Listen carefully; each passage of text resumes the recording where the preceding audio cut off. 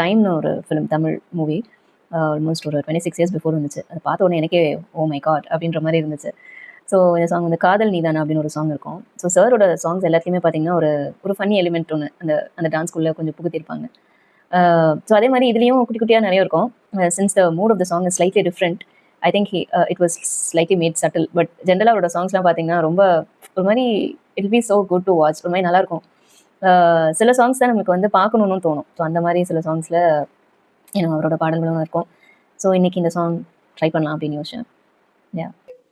எந்த குரல் கேட்டால் என்ன தோன்றுது, உனக்கு என்ன தோன்றுது, கேட்காத கோயிலில் ஓசை கேட்கதே உன் வார்த்தையில், நாம் பேசும் பொய்யும் கவிதையாகதே நம் காதலில், கேலண்டரில் தேதிகளை எண்ணுகின்றேன் நானும், தூரத்திலே கேட்கின்றதே நாதஸ்வரம்,